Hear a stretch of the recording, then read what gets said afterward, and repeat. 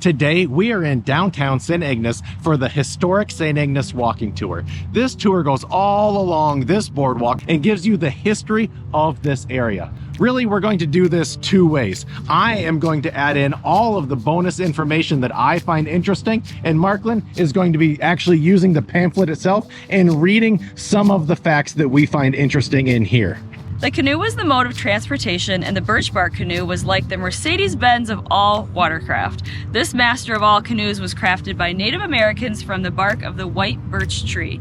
And yes, at each one of these stops, there are the audio parts that you can dial in and you can listen to as the tour goes along. And that's a great option, but that's more for like when you're here. And it sounds like this. The Museum of Ojibwa Culture gives visitors a first-hand look at traditional Native American housing, birch bark canoes, and more. Visit this award-winning museum to learn about Indian traditions and French influences on a site that is archaeologically significant to the region's native history.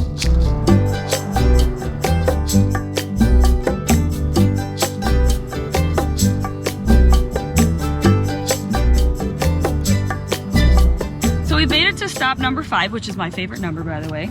The voyager's strength and endurance was legendary. Working 14 hours and averaging some 40 miles a day, he paddled while singing and carrying 2 90-pound bundles over numerous portages. Paddling this area is one of my favorite things to do all the way through here. I see over there that they have rentals for anybody that needs to rent if they don't have their own stuff. But typically, I like to bring my paddleboard here, and paddling right out there, it's unreal how clear and how blue the water is right here with the views of downtown St. Ignace and the views of Mackinac Island. It's so cool to get out there and experience it like so many people have in the past.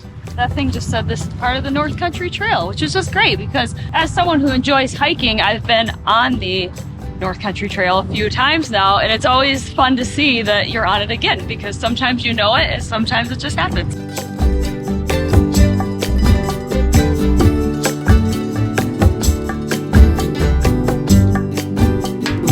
This might be a little bit boat nerd of me, but anytime I can get an angle like this of a modern day ship, I'm going to. Because I like to think about it like we've got our maritime history and our maritime present. Eventually, the maritime present is going to become history, and I like to take photos of those things that are going to become so historical as time goes on. See, there's the Laura Ann, the 906 Express, and Eddie. If you had to name a ship, what would you name it?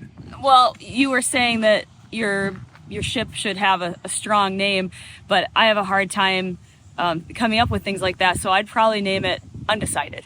The SS Undecided? Yeah. Oh, you like the pun names of the ships? Yeah. You know, how much ice cream is too much ice cream? Undecided.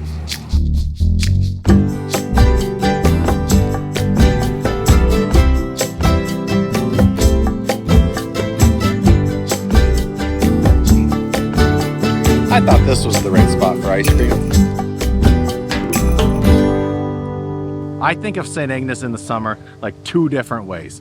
One is like this, where I've got big stretches of the waterfront to just enjoy, and other times is coming here during planned events. And one of the events that just happened is the car show. The St. Ignace car show is legendary. I have been coming here since I was a kid to the actual car show itself, and it is the opportunity where I got to see all the cars that I had as little cars that I'd push around on mats when I was a kid, and I'm still coming here to this day to see them. Now, that is a day where there's lots of energy in the town. The downtown has got so many different things going on, and that happens a few different times with a few different events throughout the summer. Most of them resulting in either a drive over the bridge, a walk over the bridge, or cars just lined up and down downtown St. Ignace, where it's really fun for the whole family to be able to come and enjoy themselves and really see something that you're not going to see anywhere else. I can't remember what's the date of each one of those individually, so I'm just going to throw those up on the screen. That way, if you're looking at this, you can figure out which one works for you, and you can plan around the event that makes more sense for yourself. Cute. What'd you take a photo of? The lighthouse.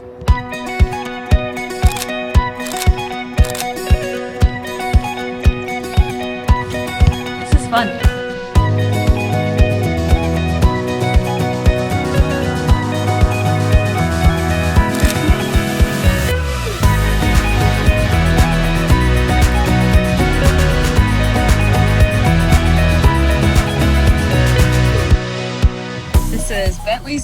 L Cafe. Bentley's Cafe is a historic soda fountain and ice cream parlor and has remained a favorite eatery for local residents. Beulah Bentley, then a summer employee, purchased the cafe from Dewey Snyder in 1940. Snyder had moved the building from across the street by pulling it over logs with a team of horses. This cafe was once a large source of employment in the area and was open 24 hours a day all year. Colonial House began as a humble residence. The site's small house were traded by the St. Antoine family to the Chambers family in exchange for a parcel of land further north. Members of the Chambers family held several municipal offices and owned various businesses and a warehouse and dock across the street. In 1923, they sold the dock and warehouse to the state of Michigan for the state car ferry landing.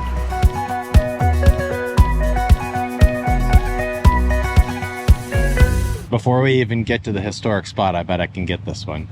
So those are used because if any ship that comes in needs a deep port, that is where they can tie off and then they can transport anything from there. So any ship that would ever need to be parked out there. They were used more in the past than they are now, but they still remain right there. I didn't actually know what those were for until I read this, but I knew that it was coming up, so I tried to sound like I knew what I was talking about, but really it's just I read this a while ago. Oh, you cheated. I guess you have to learn it somewhere before you know it forever. So that's where I learned that one. Yeah.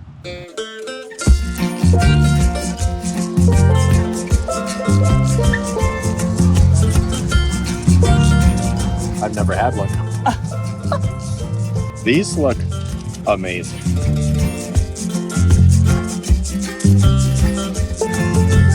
Oh yeah. Oh, that's nice, eh? Yeah.